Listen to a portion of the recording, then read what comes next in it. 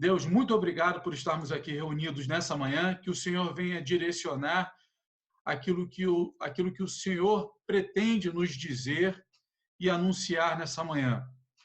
Deus, em nome de Jesus, que apesar do distanciamento físico, a tua presença em nossas vidas venha nos ligar uns com os outros, que venhamos a nos importar e a nos sensibilizar, que venhamos a estar com os nossos corações disponíveis hoje para te cultuar, para ouvir da tua palavra e para entender aquilo que o Senhor quer propagar às nossas vidas. Em nome de Jesus, nós te oramos e te agradecemos, certo da direção dada pelo teu Espírito Santo nessa manhã. Em nome de Jesus, amém. Gostaria de convidar você ao abrir aí no Salmo, diz assim a palavra de Deus: minha vida está perto de virar pó. Vivifica-me segundo a tua palavra. Eu te expus meus caminhos e tu me respondestes. Ensina-me teus decretos. Faze com que eu entenda o caminho dos teus preceitos. Assim meditarei nas tuas maravilhas. A minha alma esvai-se de tristeza. Fortalece-me segundo tua palavra. Desvias de mim o caminho da falsidade, e por teu amor mostra-me tua lei. Escolhi o caminho da fidelidade, coloquei tuas ordenanças diante de mim. Ó Senhor, eu me apego aos teus testemunhos, que eu não seja envergonhado. Percorrerei o caminho dos teus mandamentos, quando ampliares minha compreensão. Aqui no Salmo 119, nós vemos a partir do versículo 25, nós vemos o salmista demonstrando uma ausência de esperança em relação à vida. Ele está dizendo que a sua vida está perto de virar pó. E ele vai dizer e vai declarar também que a palavra de Deus é o que o vivifica. Ele também vai colocar e vai expor as suas mazelas, os seus sentimentos, as suas dores, as suas opressões, as suas dificuldades. E vai dizer que o fortalecimento dele, ele só espera vindo da parte do Senhor. Ele clama a Deus para que desvie o caminho, para que Deus possa lhe desviar do caminho da falsidade, do caminho tortuoso, mas que possa conservá-lo diante da sua lei. E no versículo 32, ele diz assim, ele termina dizendo assim: olha, percorrerei o caminho dos teus mandamentos, mas quando ampliares a minha compreensão. Sabe o que eu desejo para nós nessa manhã? É que, apesar, às vezes, de um sentimento de que a nossa vida está passando e que vai virar pó, de que a gente está tendo uma série de dificuldades, opressões, com a possibilidade de seguir caminhos tortuosos, o que nos faz lembrar são os bons testemunhos do Senhor em relação ao que Ele tem prometido para as nossas vidas. E ainda, assim, ainda que essa possível compreensão na hora da leitura, assim, o salmista aqui ele está dizendo, pedindo compreensão, o salmista está pedindo aqui para que a palavra o fortaleça, mas não é isso que tem acontecido na minha vida. No versículo 32, ele diz o seguinte: olha, quando você ampliar a minha compreensão, eu sei que eu vou ter um caminho para percorrer dos teus mandamentos. Talvez tudo que venhamos a precisar daqui para frente, por esse período nas nossas vidas, sabe-se lá por quanto tempo vai perdurar, ou seja ele, independente de ter coronavírus ou isolamento social, talvez o que nós precisamos ter é um caminho para percorrer de compreensão e amadurecimento sobre o que Deus tem para dizer e para falar sobre as nossas vidas. Que você, meu querido, nessa manhã, possa ter o seu entendimento ampliado, o seu foco de visão maior, indo além dos horizontes. Amém. Vamos orar, então. Pai, obrigado por esta manhã maravilhosa que o Senhor tem nos concedido. Obrigado pela tua presença em cada lar, em cada família. Obrigado, Pai eterno, porque o Senhor é um Deus fiel. E nós podemos descansar em Ti, porque o Senhor tem cuidado de nós. Obrigado, Deus Santo, porque o Senhor tem dado saúde, ó Pai Santo, e segurança para cada pessoa, Deus. Esteja nesses momentos também, ó Pai, visitando aqueles que estão enfermos, que estão nos hospitais. Deus, dê cura, dê saúde, Deus Santo. E as pessoas, ó Pai, que estão também neste momento sofrendo pela perda dos seus entes queridos, que o Senhor também venha consolar. Mas, Deus Santo, aqueles que estão nesse momento, ó Pai, gozando de boa saúde, de perfeição, concede que assim esteja, ó Pai. E, Deus Santo, eu venho te pedir também, ó Pai, pelas famílias, guarda todos os lares, ó Pai Santo, que nesse momento, ó Pai, estão realmente vivendo cada um em seus lares. Dê paz, Deus Santo. Pai, elimina toda e qualquer discussão.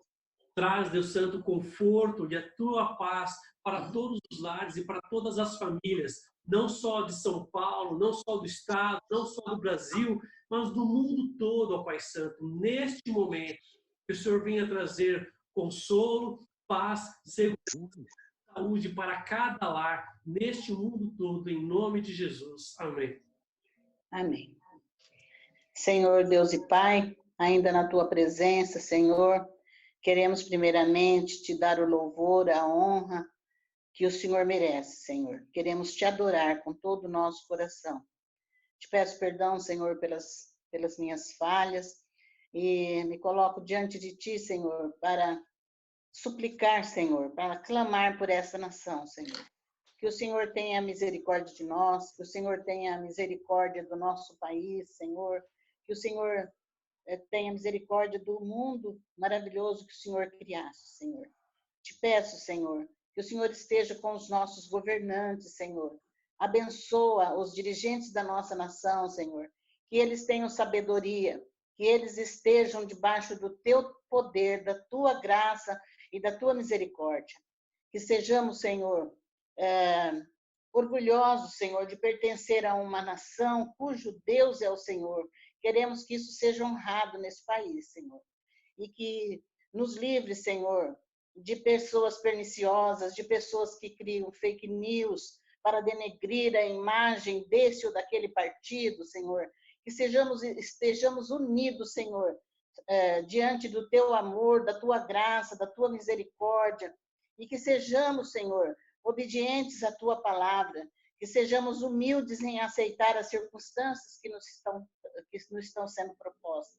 Sabemos que o período que vamos viver daqui para frente será um período de grandes provações, mas sabemos também, Senhor, que grandes lições vamos tirar para as nossas vidas. Que, como já conversamos aqui, Senhor, que nós teremos que rever as nossas vidas, rever os nossos conceitos, e que para podermos sobreviver, Senhor, vamos ter que nos reorganizar, criar, Senhor, fazer aquilo, lutar pelos nossos direitos, mas sem derrubar o próximo, Senhor. Que estejamos prontos, Senhor, a aceitar aquilo que vem para nós. Que o Senhor nos livre dessa doença perniciosa, Senhor, que está lavrando o mundo, está caçando, matando vidas, Senhor. E como um texto que eu vi, que as pessoas só vão acreditar se tiver uma pessoa da família doente, Senhor. Mas não permita, Senhor, que nós possamos entender somente quando tivermos nossos entes queridos doentes, Senhor. Que nós possamos ser sensíveis àquilo que vem do Senhor. Que nós sejamos humildes, não sejamos rebeldes em aceitar as orientações que vêm do Ministério da Saúde, Senhor. E que temos certeza que o Senhor está dirigindo tudo isso. Que o nosso presidente dê bons testemunhos, Senhor. Que o nosso presidente seja honrado, Senhor. Que o nosso presidente tenha sabedoria nas palavras, Senhor. Que o nosso presidente honre a posição que ele está.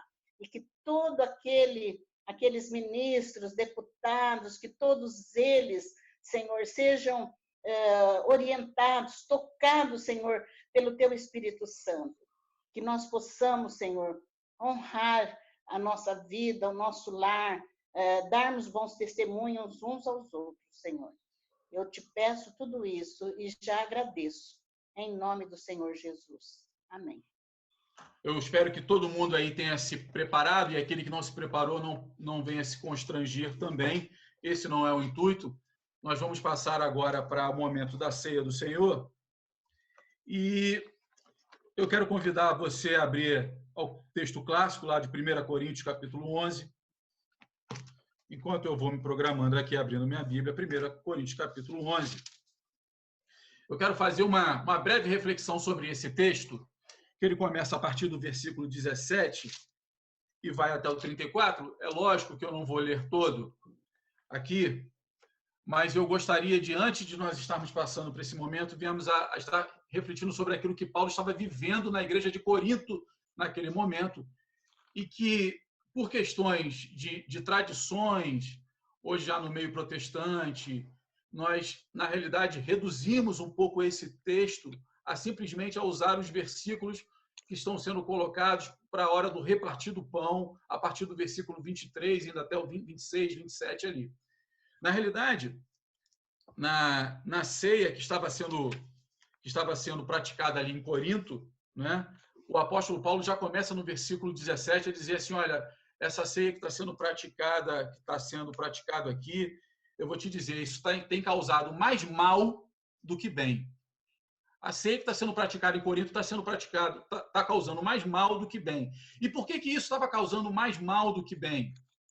E aí é importante nós começarmos a entender aquilo que nós lemos todo domingo de ceia, que vemos a praticar lá na frente. Porque essas pessoas chegavam nesse dia que era para ser um memorial, que era para ser um momento especial, relembrando da entrega voluntária do sacrifício vicário de Jesus Cristo na cruz e relembrando a sua ressurreição, eles iam ali com uma fome de um viking para poder saciar o seu momento ali de fome, de sede. E ali era muito comum que naquela ceia cada um levasse o seu.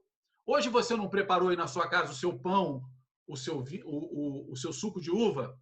Você preparou. Naquele momento, hoje você está fazendo de forma individualizada, como casal ou como família, aí, como o seu Jorandi, Dona Elza e o André. Você está fazendo isso dentro da sua casa hoje de forma individualizada porque nós estamos separados. Nós somos segregados aqui por causa de um distanciamento que o governo nos impôs para guardarmos a nossa saúde. Mas naquele tempo era comum que todo mundo levasse alguma coisa e pudesse partilhar. Mas o que estava acontecendo na igreja de Corinto? Ora, se o Júnior e a Kátia levassem muito, ele comia e bebia muito. Se a Lígia levasse algo mais ou menos, comia e bebia segundo aquilo que ela levou. E aquele que não levava nada? Não comia absolutamente nada. E Paulo vai chamar a atenção justamente sobre isso. Ora, que ceia é essa que vocês estão praticando? Que memorial é esse que vocês estão praticando? Que uns comem e se fartam e se embriagam, enquanto outros passam fome? O que eu quero trazer para você nesse memorial aqui sobre a morte e ressurreição do nosso Cristo é que Cristo morreu para nos dar vida e vida em abundância. Esse comer e esse beber que nós precisamos, esse repartir do pão para aquele contexto judaizante, não era simplesmente pegar o pão que nós temos aqui através de um elemento, não. Era comer e beber de verdade, era o alimento do cotidiano, era estar à mesa e repartir da sua comida. Era repartir vida. Nós nos alimentamos para ter o quê? Vida. Alguns mais antigos dizem um velho ditado que saco vazio não para em pé. É ou não é verdade? Nós nos alimentamos para ter vida. Essa vida que Deus partiu para a gente, sendo o teu corpo dilacerado, foi para que eu e você tivéssemos uma consciência agora de que precisaríamos olhar um olhar diferenciado para quem está à nossa volta. A nossa mesa hoje, ainda que estando na individualidade do nosso lar, ela precisa ter um olhar voltado para aqueles que nada têm e que estão vivendo esse momento com tanta dificuldade. Eu não sei como é que está a sua mesa no seu dia a dia. Eu não sei como é que está a sua vida no seu cotidiano, mas eu quero te dizer, como alguém que faz parte dessa membresia, desse corpo de Cristo, nós estamos aqui para partilhar vida e para relembrar a vida que o Senhor Jesus nos entregou na cruz. Sabe lá quando ele vai dizer mais à frente, examine-se, pois, o homem? Pois é, o examinar, durante muitos anos, pela tradição religiosa, estávamos condicionados a olhar para uma prática, muitas vezes, será que eu estou em pecado? Será que eu cobicei uma mulher? Será que eu desejei matar o meu marido? Será que eu não fui bem com o meu vizinho? Será? Não! A prática do contexto agora de Paulo está dizendo aqui no texto é de um olhar sensível para quem está ao seu lado. Se você está sentindo a dor do seu próximo, se você está se relacionando com isso. Então, meu querido, eu quero te convidar a você se examinar nesse momento. Nós vamos ter apenas alguns segundos de oração e de reflexão. Examine-se. Veja se o teu olhar tem sido um olhar de sensibilidade ao teu próximo. Veja se você não está se fartando enquanto a pessoa que está ao seu lado está se esvaindo da sua vida. Examine-se. Veja o que você está vivendo. Nós vamos orar. Feche os seus olhos, curve sua cabeça. Deus, que o memorial desse domingo venha trazer-nos uma reflexão de maturidade pela tua entrega, pela tua morte, pela tua ressurreição, mas também como igreja madura que queremos ser uma igreja que não apenas se importa com o nosso próprio umbigo, que não apenas se importa para a nossa própria ceia, para o nosso próprio mantimento e sustento cotidiano, mas de uma igreja agora que se preocupa com o próximo, para uma igreja que se examina, porque nós nos examinamos, nós reduzimos a possibilidade de um julgamento do mundo, mas de um aperfeiçoamento do Cristo em nós, de um Cristo que em nós que anuncia a esperança de glória para muitos que ainda estão ao nosso lado e que não te conhecem. Eu peço ao Senhor que a ceia de hoje seja marcada pela sensibilidade e pelo partir do pão verdadeiro. Que hoje todos daqui saiam tocados e movidos, que o mundo precisa de um partir do pão sensível, que o mundo precisa de um olhar diferenciado do cristianismo, que o mundo precisa viver segundo os teus conceitos e preceitos, para a honra e glória do teu santo nome. Em nome de Jesus eu te oro. Amém e amém. Eu quero convidar a você já a pegar o elemento da sua ceia, deixa aí próximo, enquanto nós vamos estar ouvindo aqui um trecho de uma música, Alvo Mais Que a Neve, é bem conhecido de todos, apenas voz e violão.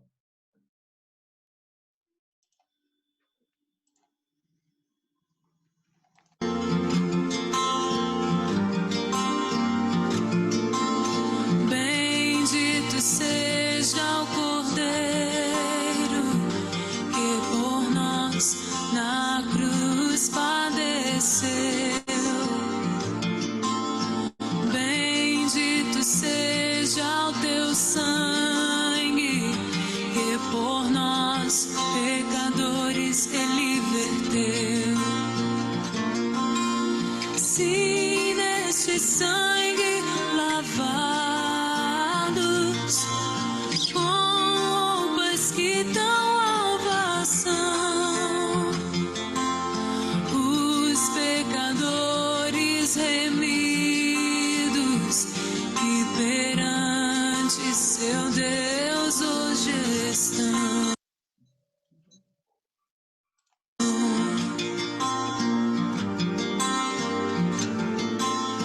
Quão espinhosa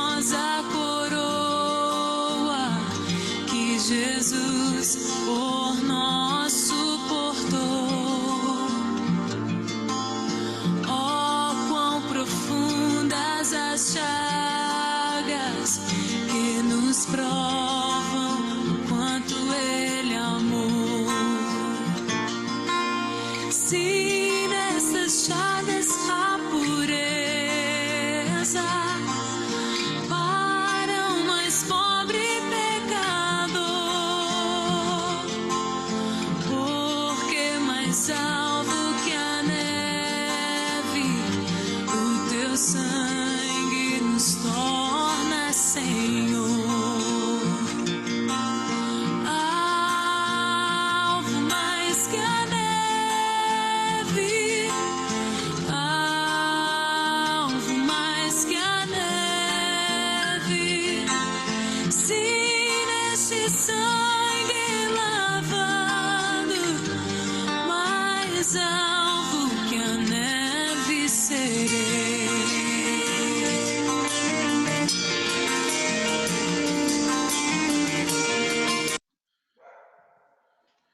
Eu quero convidar você, ainda no primeiro livro de Coríntios, a Epístola de Coríntios, versículo 23, diz assim: pois recebi do Senhor o que também vos entreguei. O Senhor Jesus, na noite em que foi traído, tomou o pão, e depois de ter dado graças, o partiu e disse: isso é o meu corpo que é dado por vós. Fazei isto em memória de mim. Eu imagino que de forma muito simbólica e ainda pouco entendida pelo que estava por acontecer nas horas ali que estavam por vir, ele pegou o pão e talvez uma analogia ali justamente correlacionada ao seu corpo, sobre a sua entrega, sobre os açoites que ia receber, sobre os escárnios que ia receber. Ele estava dizendo, olha, tudo isso que eu tenho partilhado, toda essa entrega, toda essa voluntariedade que eu tenho feito, porque ninguém toma a minha vida, eu entrego e entrego da maneira que eu quero, para quem eu quero. Ele estava dizendo assim, olha, pegue isso, reparta isso daqui por diante. Você vai fazer isso em minha memória. Eu quero convidar você a, não sei se você está conduzindo aí como chefe de casa, ou se você está na individualidade, a pegar o elemento pão, e gostaria que o Ricardo agradecesse, nos elevasse a Deus agora em oração, pelo momento que nós temos de pararmos para refletir sobre essa entrega, sobre esse sacrifício, sobre esse corpo que foi entregue por nós. Senhor Deus, obrigado, Pai, porque podemos estar reunidos em Tua presença, Senhor, mesmo aqui distantes um dos outros, cada um na sua casa, Senhor. Pai, obrigado pelo sacrifício que o Senhor fez, Pai, por todos nós, Pai, porque o Senhor pagou um preço que não poderíamos ter pago, Senhor. Obrigado pelo seu corpo, Pai, que possamos agora, Pai, que esse alimento seja abençoado na vida de todos nós, Senhor. Em nome de Jesus, Pai, que eu oro e desde já agradeço, Pai. Amém. Amém. Amém. Vamos escutar o segundo pedaço do hino.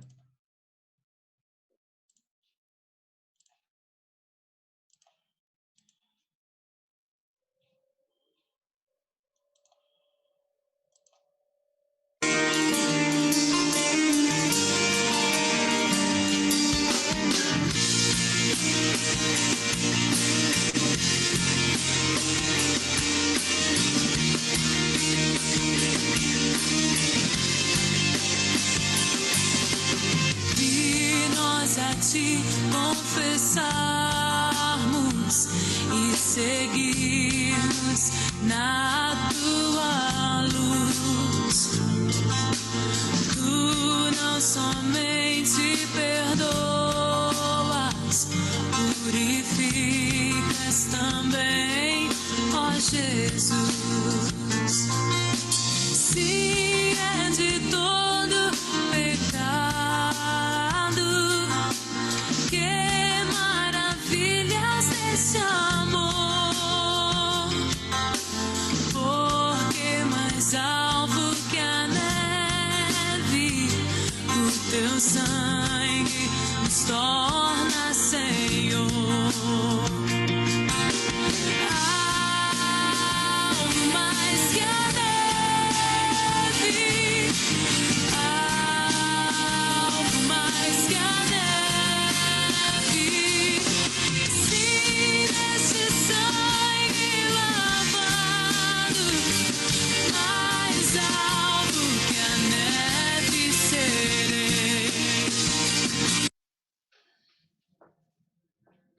Queridos, eu não... Foi proposital não ter orado, eu ter orado pelo pedido para orar pelo elemento pão e não ter pedido para que você comesse. O partir do pão foi feito por Jesus e dado aos seus discípulos. Eu sei que você agora, dentro da sua casa, você pode trocar o elemento pão. Olhe para sua esposa, para a pessoa que está do seu lado, para o seu filho, para a sua filha. Eu sei que de um modo muito simbólico, troque a partícula do pão, do pedacinho que você tem, já simbolizando que você entendeu o partir do pão. Às vezes a gente pega um pedacinho de pão na igreja e fala, esse pão pequenininho, né? Olha aí para o pão do seu irmão, vê se ele está maior do que o seu, vê se isso está uniforme, se não está. Partilhe isso, troque com o seu irmão.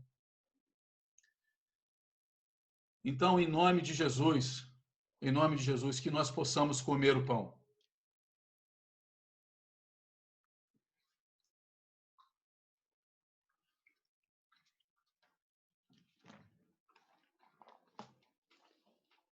Do mesmo modo, depois de comer, tomou o cálice, dizendo: este cálice é a nova aliança no meu sangue.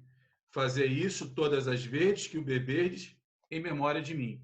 Pegue o cálice que você está. Troque também com a pessoa que está com você, se você pode fazer isso. E eu quero dizer que mesmo sem poder trocar o cálice, Lígia, Isabel, troco com você em simbolismo. Estamos em comunhão juntos. Que Deus possa te abençoar. Que o sangue dele possa fazer sentido todos os dias na sua vida. Então, em memória ao Cordeiro que foi imolado por nós, pelos nossos pecados na cruz, bebamos o cálice do Cordeiro.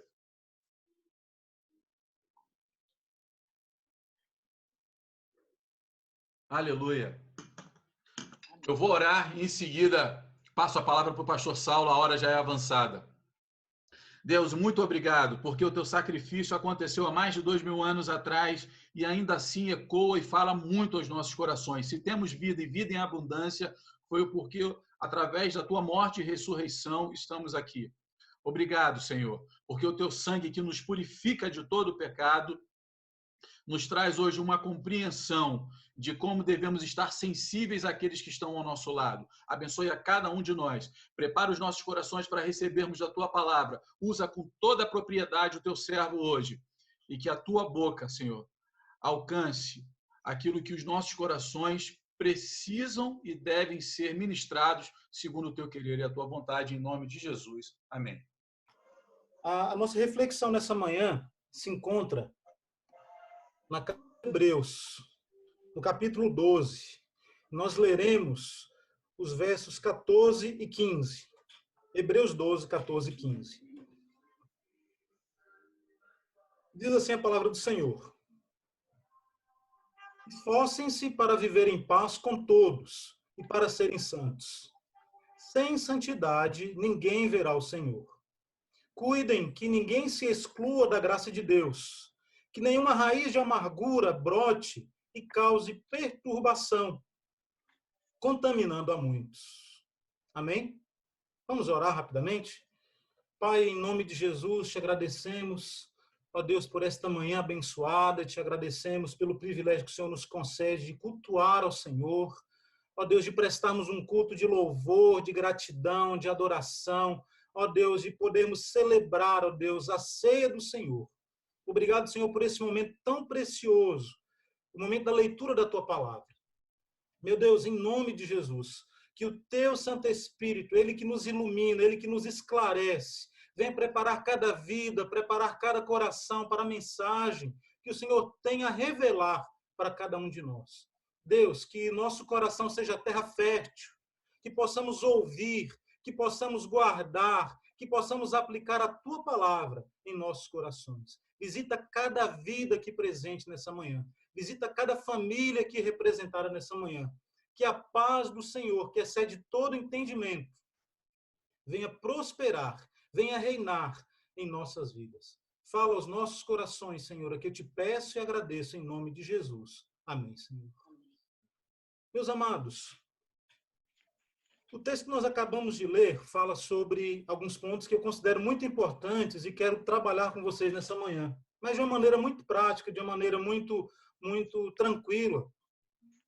Eu quero te convidar a mergulhar nesse texto. O texto que nós lemos afirma que nós devemos nos esforçar para viver em paz. É preciso viver em paz.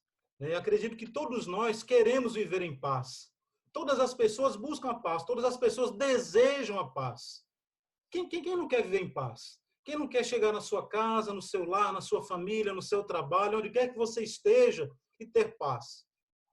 Essa semana ainda eu conversava com um amigo, e ele falou assim, olha, eu estava num trabalho muito bom, um trabalho excelente, tinha uma boa remuneração financeira, mas a coisa começou a complicar tanto naquele trabalho, que infelizmente eu perdi a minha paz. Aquilo estava me prejudicando. Então eu entendi que era hora de sair. Ele está desempregado, irmãos. Ele pediu demissão, mas não conseguiu ficar naquele lugar porque ele não tinha paz. E quando nós falamos a respeito de paz, e o texto nos diz que nós devemos nos esforçar para alcançar a paz, aí entra-se um questionamento. Afinal de contas, o que é a verdadeira paz? O que é a paz genuína? Né? Para muitas pessoas, talvez a paz seja a falta de guerra. Né? O país está em guerra, ele não está em paz. Mas o fato de não haver guerra, né, consequentemente, demonstra que está em paz. Mas quando nós trazemos essa aplicação para as nossas vidas como cristãos, como servos do Senhor, fica muito nítido, muito claro, que essa paz do Senhor, que excede todo entendimento humano, está muito além de guerras. Ou seja, eu aprendo com isso que é possível viver em paz, mesmo em meio à guerra. Essa paz de Deus que alcança os nossos corações, que transborda em nosso ser, que nos faz compreender e enxergar a vida com outros olhos. Essa paz que existe, que prospera, mesmo diante da tribulação, mesmo diante da guerra, mesmo diante da adversidade. E aí nós aprendemos que esta paz, que excede o entendimento humano, ela é muito mais do que um sentimento, muito mais do que um estado emocional. Ela é uma qualidade espiritual que Deus oferece àqueles que o servem. Conforme nós lemos lá em Gálatas 5:22, a paz é um dos gomos, é uma das características do fruto do Espírito na minha e na tua vida. A paz é um fruto que o Espírito Santo concede a cada um de nós. Mas a paz, meus amados, também é um subproduto, também é um resultado do trabalhar e do agir de Deus na vida daquele que foi salvo. Se você foi salvo, por mais que você enfrente adversidades, você tem certeza da tua salvação, você tem paz, mesmo diante da dificuldade, mesmo diante da luta. Mas eu percebo aqui nesse texto que nós acabamos de ler, que diz assim, esforcem-se para viver em paz com todos e para serem santos. Eu consigo enxergar claramente aqui uma conexão entre a paz e a santidade. Olha que coisa interessante. E quando você para compreender um pouco mais sobre a questão da paz e a santidade, você percebe que quanto mais você desenvolve santidade, e nós sabemos que santidade é separação, é consagração das nossas vidas para com Deus. Quanto mais você é santo, quanto mais você é santificado, mais você experimenta a paz do Senhor, que excede todo entendimento. Existe uma conexão, existe uma harmonia entre a paz e a santidade. E percebe, irmãos, que quanto mais nós nos santificamos, quanto mais nós buscamos a presença do Senhor, mais a paz prospera e reina nas nossas vidas. Mas por que isso acontece? Por que existe essa harmonia entre a paz e a santidade? Porque, irmãos, quando você está em santidade, você evita os conflitos. Quando você está em santidade, você consegue lidar com os conflitos e com as adversidades da vida de uma maneira temperada, de uma maneira equilibrada. Consequentemente, você termina proporcionando paz. O versículo 14 mostra que existe verdadeiramente uma harmonia entre ambas. Mas é interessante que o texto, ele inicia nessa versão que estou lendo aqui, que é a Nova Versão Internacional, ele começa dizendo que nós devemos nos esforçar para viver em paz. E, de fato, eu quero te dizer nessa manhã, se você não se esforçar para viver em paz, a tua vida vai ser uma tribulação. Você vai viver em guerra. É necessário que haja um esforço, que haja uma dedicação, que haja um compromisso para que você possa conviver em paz, seja no âmbito familiar, seja no âmbito profissional, seja no âmbito relacional, seja na igreja, onde quer que você esteja. É necessário que haja um esforço da minha e da tua parte para que haja paz. O texto de Romanos, capítulo 12, versículo 18, nos diz assim: no que depender de vós, tendes paz com todos. Na realidade, nem sempre viver em paz ou conviver em paz depende de nós. Porque depende também do outro lado. Tem um velho ditado que diz o seguinte, que quando um não quer, dois não brigam. Né? Ou seja, muitas vezes, para que haja essa paz, para que não haja conflito, é preciso que ambas as partes, de fato, tenham essa disposição e esse desejo de manter a paz. Isso não quer dizer, irmãos, que nós cristãos não entramos em guerra. Muitas vezes é necessário que nós entremos em guerra. Muitas vezes é necessário que a gente venha se opor a determinadas situações.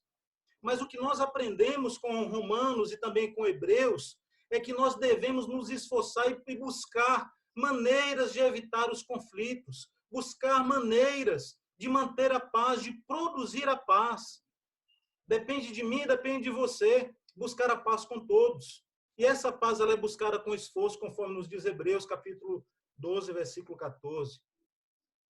Eu aprendo com isso, meus irmãos, que o desejo do coração de Deus para a minha vida e para a tua vida é que nós sejamos construtores de pontes. E o construtor de ponte é aquele que busca harmonia, é aquele que busca diálogo, é aquele que busca, a cada dia, desenvolver afinidades, desenvolver uma busca, desenvolver uns com os outros um compromisso e responsabilidade. Não é desejo do coração de Deus que nós sejamos construtores de muros, de divisão, de acepção.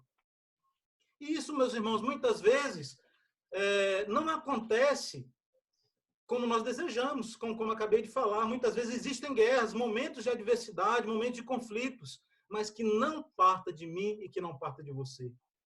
Que tenhamos a cada dia a disposição de viver em paz, que sejamos promotores de paz, que sejamos agentes de salvação, agentes de transformação.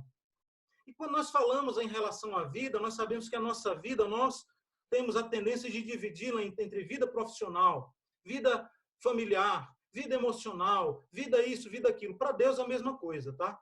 Deus olha para você e olha como um todo.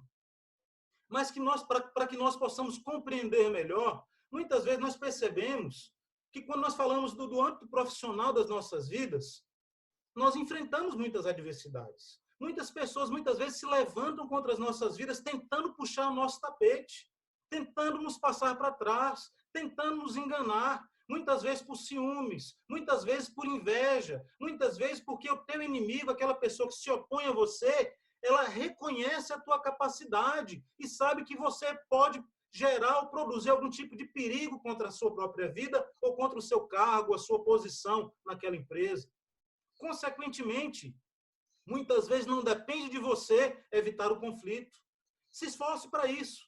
Mas mesmo diante do conflito, mesmo diante da adversidade, se for conforme diz lá Romanos, que nós lemos, foi mencionado, se for possível, no que depender de vós, tendes paz com todos.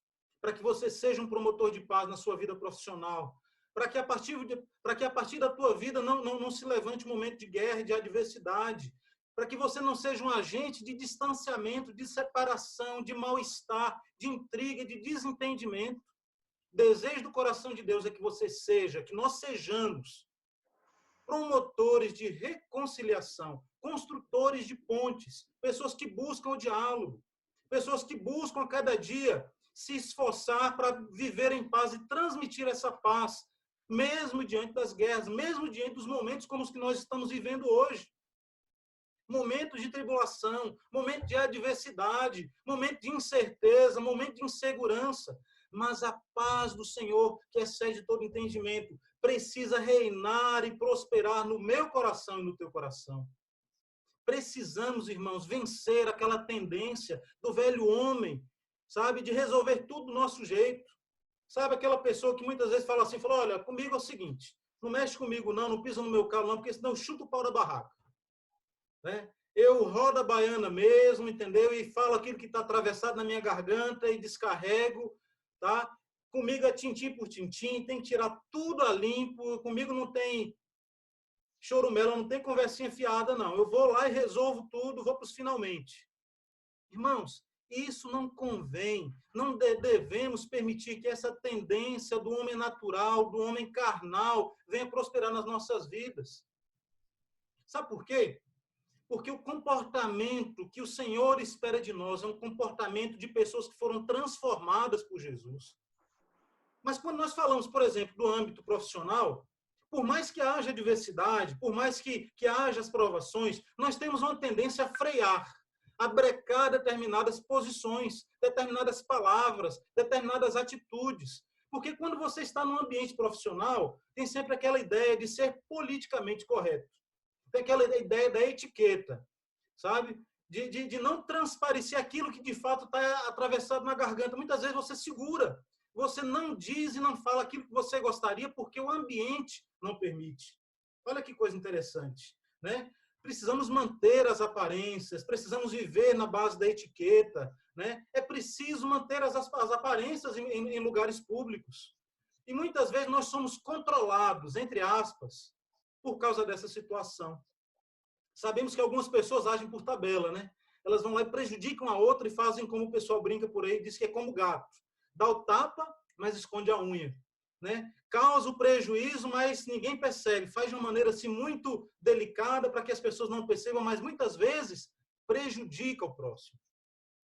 Então perceba que no âmbito profissional, nós muitas vezes colocamos um freio nas nossas atitudes, nas nossas palavras, para que de fato a gente não transpareça aquilo que está no nosso coração, aquilo que nós gostaríamos de fazer. Manter as aparências, irmãos, é uma suposta paz no meio profissional. É difícil, mas muitas vezes você precisa fazer isso para não perder o emprego, para não ficar mal com as pessoas. Então você termina brecando. Mas existe um outro ambiente que muitas vezes isso não acontece, e é o ambiente familiar.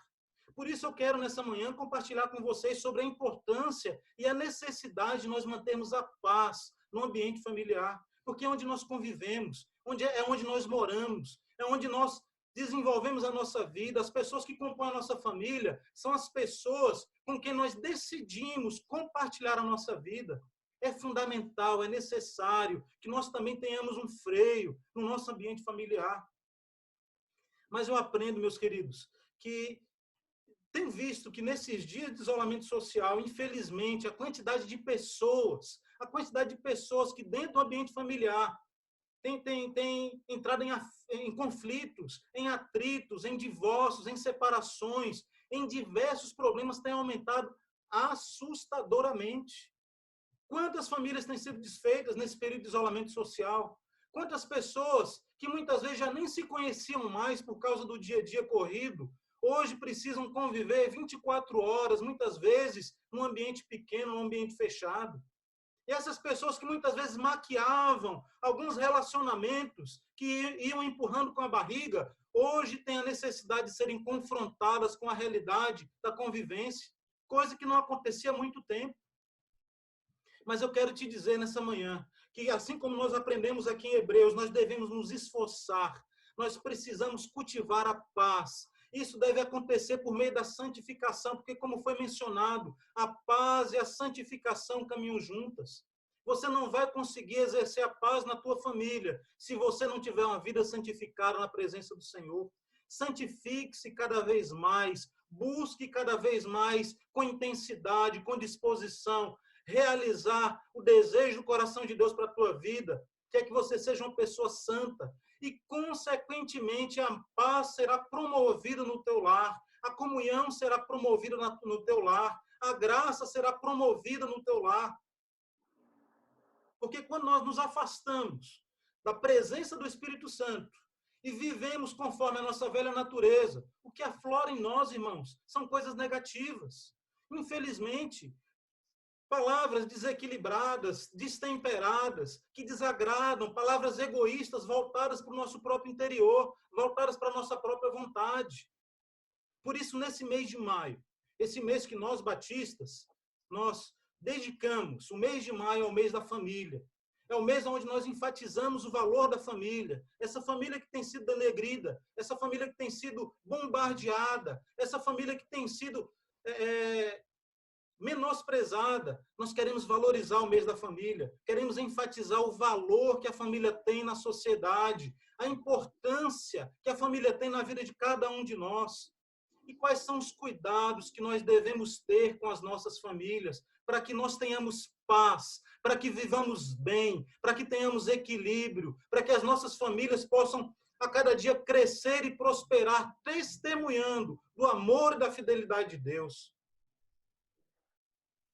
Mas, meus irmãos, dentro desse contexto, quando nós olhamos para essa realidade, muitas vezes quem nós somos dentro da nossa casa não reflete exatamente quem nós somos fora, seja na igreja, seja no trabalho, seja no relacionamento fora do nosso contexto familiar. Porque dentro da nossa casa nós tiramos a nossa máscara, nós mostramos o nosso mau humor, nós apresentamos os nossos gostos, falamos sem medir as palavras. E muitas vezes essa falta de freio termina gerando mal-estar, termina gerando desconforto, termina gerando conflito, porque muitas vezes não colocamos um freio na nossa boca. E é desejo do coração de Deus que tenhamos equilíbrio, que possamos manter esse freio. E esse freio ele é gerado em nós através da comunhão de santidade com o Espírito Santo. Que nós não venhamos viver simplesmente de aparências, que possamos viver em essência e em verdade, testemunhando a cada dia, seja no âmbito familiar ou em qualquer âmbito que seja, aquilo que o Senhor Jesus tem para cada um de nós. O perigo, irmãos, é que muitas vezes nós não permitimos que o Senhor Jesus venha nos transformar por completo. E todos nós estamos em processo de crescimento, estamos em processo de edificação, como uma casa, como uma construção. Alguns estão no alicerce, outros já têm uma meia parede levantada, alguns já estão cobrindo o telhado, mas cada um de nós é uma obra em crescimento. Então precisamos conviver e viver com aquilo que Deus já tem gerado e transformado em nós. Por isso precisamos permitir o transformar completo e verdadeiro do Espírito Santo em nossas vidas, para que não venhamos fracassar dentro do nosso primeiro ministério, que é a nossa família. Mas, meus irmãos, infelizmente, a grande realidade daquilo que nós temos vivenciado em nossos dias é que as nossas famílias têm sido implodidas, dia após dia, têm sido destruídas de dentro para fora. Sabe por quê? Porque nos falta diálogo, porque nos falta parceria, porque nos falta entendimento, porque muitas vezes nos falta altruísmo, porque muitas vezes nos falta autossacrifício, em você abrir mão de algo pela sua família, pela sua esposa, pelo seu esposo, pelos seus filhos. Vivemos numa sociedade egoísta e ainda mais egocêntrica, uma sociedade narcisista, uma sociedade que busca os seus próprios interesses. Isso precisa mudar, porque nós aprendemos que é preciso que haja esforço da nossa parte para que haja paz e para que haja santidade. E muitas vezes essa falta de critérios na nossa casa, dentro da nossa família, termina gerando brigas, violência, discussões, traições, adultérios, troca de papéis dentro do seio familiar, coisas que vão aos poucos minando, implodindo e destruindo as nossas famílias. E muitas vezes, muitas famílias terminam em divórcio, outras terminam, infelizmente, em morte. Que essa realidade lá fora não se reflita aqui dentro das nossas casas. Porque nas nossas casas o critério que nós seguimos e que nós buscamos é o Espírito Santo de Deus que vai nos dar. É Ele quem nos ensina, é Ele quem nos orienta, é Ele quem nos capacita, é Ele quem nos fortalece. Mas eu percebo, irmãos, que as coisas ruins são progressivas. Elas não vêm com tudo, elas vêm aos poucos, minando. Meus queridos, infelizmente, as coisas ruins acontecem de maneira progressiva. Precisamos vigiar e não permitir que essas pequenas coisas venham crescer no nosso meio e gerar e produzir em nós e nas nossas famílias malefícios que não possam ser, infelizmente, consertados. Precisamos olhar de maneira analítica, sincera, para as nossas famílias, buscando resgatar os valores eternos, os valores que vêm dos altos céus, promovendo paz, promovendo santidade no seio da nossa família, edificando as nossas famílias, conforme Mateus 7:24, edificando a nossa casa na rocha que é o Senhor Jesus. Ele tem cuidado de nós. Quando nós olhamos para a Bíblia, irmãos, nós encontramos diversas histórias que nos apresentam e nos mostram conflitos familiares. Olha para a vida de José e de seus irmãos. José foi vendido como escravo pelos seus irmãos, por causa de ciúme, por causa de contenda, por causa de inveja. Isso aconteceu dentro da sua própria casa. Mas observe que ele não guardou mágoa, ele não guardou rancor dos seus irmãos. E quando ele podia, quando ele estava em condição de devolver o mal que foi feito, ele transformou o mal em bem. Sabe por quê? Porque José era um homem que agradava a Deus, que vivia na plenitude, na presença do Senhor. É isso que nós precisamos. Olha para Davi. Davi, quando foi levar os pães lá para os irmãos que estavam na guerra e para o capitão do exército, ele chegou ali e viu o Golias, o gigante Golias, afrontando o povo de Deus. O Espírito de Deus levantou Davi ali com coragem para dizer ao rei que ele iria lutar, iria enfrentar aquele gigante. Mas observe o que seu irmão mais velho, Eliabe, fez para com Davi. Falou: quem é você para se levantar diante de uma situação como essa? Você é um pastorzinho qualquer. Ele encontrou... A primeira batalha de Davi, irmãos, não foi com Golias, foi dentro da sua própria casa. Foi com seu irmão Eliabe, o seu irmão primogênito, que não valorizava. E muitas vezes isso se reflete também dentro das nossas casas. Os primeiros conflitos que nós enfrentamos, os primeiros desafios a serem vencidos, estão dentro do nosso ambiente familiar. Por isso, meus irmãos, olhem, faça como Davi fez. Não escute o que as pessoas estão tentando fazer para te impedir de chegar à graça de Deus. Olha o que o texto nos diz aqui. No versículo 15. Cuidem que ninguém se exclua da graça de Deus. Talvez se Davi tivesse dado ouvido a Eliabe, talvez se José tivesse olhado para o que os seus irmãos fizeram com ele, eles teriam se excluído da graça transformadora que Deus estava agindo e realizando na vida deles. Talvez Davi não fosse o rei que ele se tornou se ele tivesse dado ouvido àquelas pessoas que se levantaram contra ele. Não faça isso, não permita que nada, nem ninguém te exclua da graça do Senhor. Mas também perceba, irmãos, que os conflitos são naturais, existem, e a Bíblia retrata diversos conflitos familiares. Mas eu tenho aprendido que com crise, com conflito, a gente cresce, a gente amadurece. É aquela história de pegar os limões e fazer uma limonada. É de pegar aquelas pedras e construir uma muralha. É de pegar as adversidades da vida e transformar em bênçãos para a honra e glória do Senhor. É importante, irmãos, que nós possamos pegar todas as adversidades que nós enfrentamos no âmbito familiar.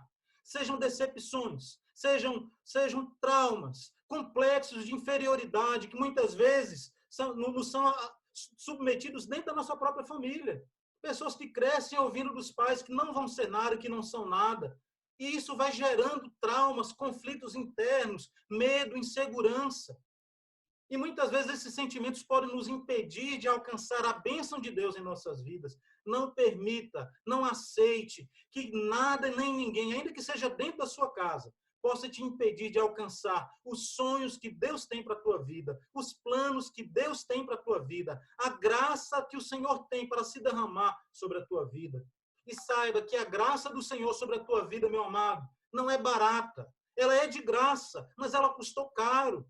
A graça do Senhor é valiosa e o Senhor sabe o valor que você tem, sabe o valor que tem a sua família. Ele sabe o investimento que foi feito pela tua causa. Por isso, coloque a tua família diante do Senhor. Clame pela paz na tua família. Clame pela santificação na tua vida, para que, em nome de Jesus, você possa experimentar tudo aquilo que Deus tem para realizar na tua vida e na vida da tua casa. Mas, meus irmãos, esse processo de restaurar famílias, muitas vezes é um processo demorado. Muitas vezes, famílias que estão em conflito, que estão enfrentando adversidades, elas precisam de um tempo para poder tratar. Não pense que é como se fosse uma corrida de 100 metros rasos, que dura em torno de 10 segundos. Talvez o processo que Deus tem para realizar na vida da tua família, que enfrenta talvez alguns desses desafios que eu acabei de mencionar, talvez não seja uma corrida de 100 metros, talvez seja uma maratona. Em 1912, lá em Estocolmo, lá na Suécia, nas Olimpíadas de Estocolmo, aconteceu um fato inusitado. O russo Martin Clay derrotou o finlandês Alfred Asikainen numa luta pelas semifinais dos pesos médios da luta greco-romana. Olha que coisa interessante. Até aí tudo bem, né? Olimpíada, o que bem tem a Olimpíada é disputa, né, de diversas categorias esportivas. Mas o que chama a atenção dessa luta, irmãos, é que essa luta entrou para a história porque foi a competição olímpica mais demorada da história. Essa luta levou 11 horas. O russo Martin contra o finlandês Alfred. No final, o russo ganhou. Mas depois de 11 horas de luta, 11 horas tentando derrotar o seu adversário. Mas nós podemos aprender com essa ilustração que talvez aquilo que você tenha para vencer na tua casa, na tua família, não seja algo breve. Talvez dependa de muito esforço, de muita força de vontade, de muita dedicação, de muita coragem. Assim como aqueles homens tiveram e ficaram ali por 11 horas lutando, não abriram mão, foram até as últimas consequências. É interessante lembrar que era uma luta pela semifinal, não era valendo ainda a medalha de ouro. E a história das Olimpíadas conta que, no final, aquele russo não teve nem condições de disputar a medalha de ouro. Ele estava tão cansado, tão extenuado, que ele não tinha mais condições físicas de dar continuidade naquele processo de competição. Ele não subiu no lugar mais alto do pódio, mas o nome dele ficou marcado na história como aquele atleta que não desistiu e que usou todas as suas forças, todo o seu empenho, toda a sua dedicação para alcançar o objetivo. Ele não se deixou levar pelo tempo, ele não se deixou enfraquecer pela falta de esforço, mas ele teve empenho, força, coragem. Eu quero te dizer nessa manhã, não desista da tua família. Não desista, ainda que os problemas, ainda que o tempo seja extenso, ainda que os problemas sejam grandes.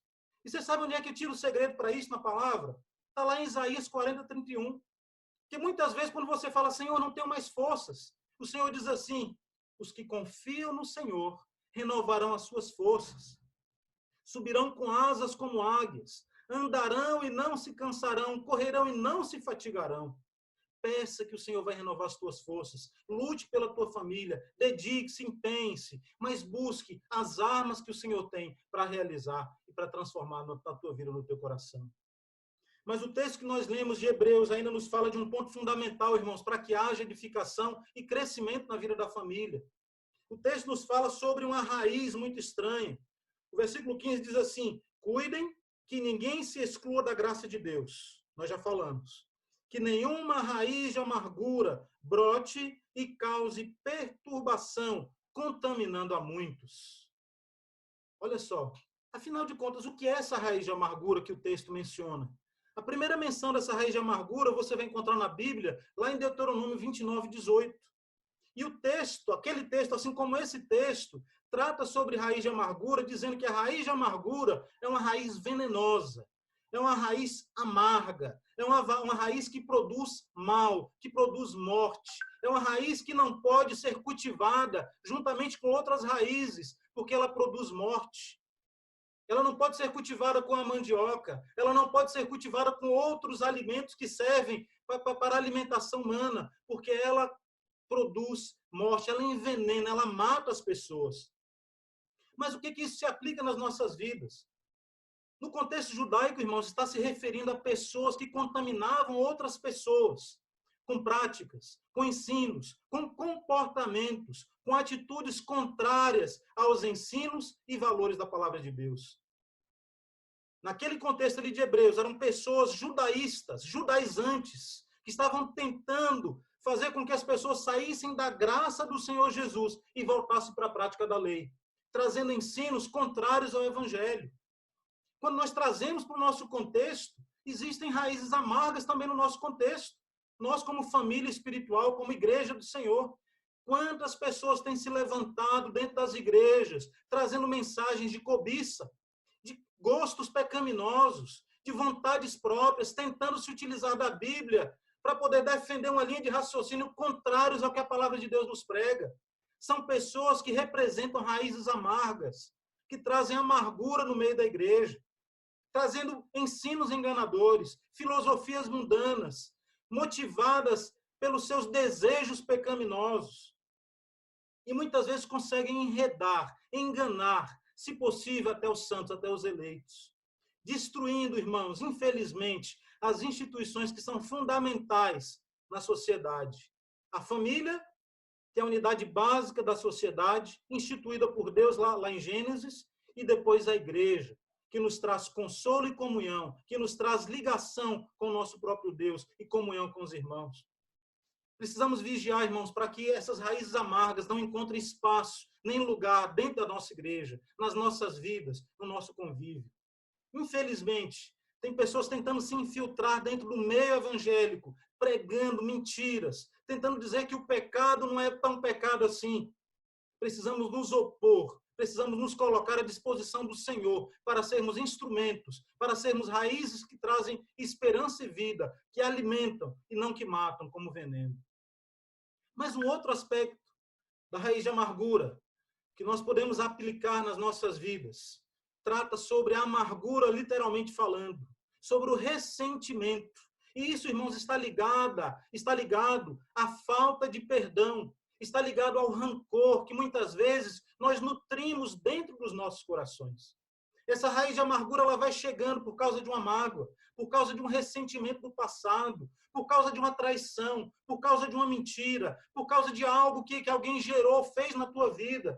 E você vai guardando aquilo, e você vai mantendo aquilo guardado no teu coração. Infelizmente, muitas pessoas têm sido contaminadas pela raiz de amargura e estão deixando de viver o presente de maneira íntegra, de maneira perfeita diante do Senhor. Infelizmente, vivendo em função do passado, vivendo como pessoas amargas, distantes, tristes, decepcionadas, e não dão continuidade à sua vida. Alguém sabiamente comparou a amargura, essa raiz de amargura, esse sentimento de amargura, essa falta de perdão, como uma pessoa que todos os dias toma uma dose de veneno, esperando que a pessoa a quem ela odeia, a pessoa por quem ela nutre o rancor ou a mágoa, possa morrer por causa daquele veneno que ela própria está tomando, ela própria está bebendo. E é exatamente isso que acontece nas nossas vidas, muitas vezes. Nós guardamos em nosso coração mágoas, ressentimentos, e a cada dia que passa você vai nutrindo e vai bebendo uma dose desse veneno. Isso te prejudica, isso te traz mal. A ciência hoje fala sobre doenças psicossomáticas, doenças que são relacionadas a causas emocionais, a falta de perdão.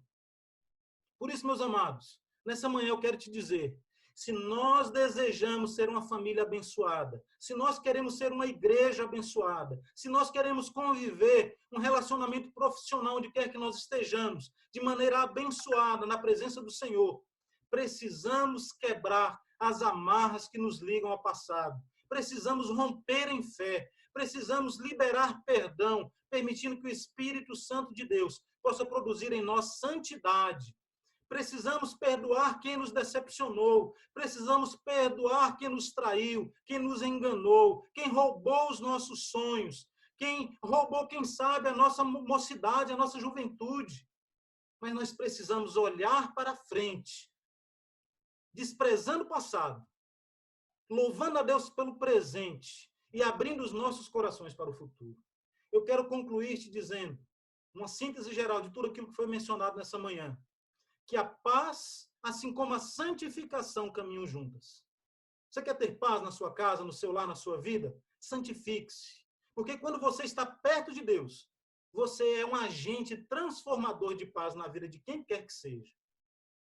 Só pela santificação seremos promotores de paz. Devemos cultivar a paz, meus irmãos, em todos os ambientes. Isso deve ser feito com esforço, com dedicação, com força, sem jamais desistir. Se nós desejamos que nossas famílias sejam transformadas, não devemos permitir que ninguém roube ou nos impeça de estar na presença de Deus, que ninguém venha roubar a nossa graça. para que a nossa família possa experimentar tudo aquilo que Deus tem planejado e projetado para nós. E, por fim, a raiz de amargura, meu irmão, aprisiona a tua vida, aprisiona as nossas vidas. Não podemos permitir que essa raiz de amargura que causa discórdia, mágoas, ressentimento e dor possa continuar nos prejudicando. E eu quero te convidar ainda nessa manhã a trocar essa raiz de amargura por uma outra raiz. Lá em Apocalipse 5:5 diz que existe alguém que é também chamado como a raiz de Davi, o leão da tribo de Judá. Ele é capaz de tirar essa amargura, essa tristeza, essa falta de perdão que está incomodando a tua vida e o teu coração. Troque a raiz de amargura. Busque a raiz de Jessé. Busque a raiz de Davi. Busque o Senhor Jesus e permita que ele venha reinar na tua vida. Permita que a sua vida seja transformada, liberta e alcançada para a honra e glória do Senhor. João Calvino, ele traz uma frase que eu quero ler para vocês, diz assim: não veremos a Deus com outros olhos, senão aqueles que foram renovados segundo a sua imagem. O texto diz: sem santidade, ninguém verá o Senhor. Eu creio que é desejo de cada um de nós aqui, um dia ter o privilégio de contemplar ao Senhor. Mas João Calvino está dizendo que nós só teremos esse privilégio de ver o Senhor se nós formos transformados e renovados segundo a sua imagem, segundo a sua estatura, buscando a cada dia intimidade com Deus. Você quer ver a Deus? É simples. Entrega o teu caminho ao Senhor. Entrega a tua família ao Senhor. Entrega os teus problemas ao Senhor. Confia nele e o mais ele fará. Que Deus te abençoe.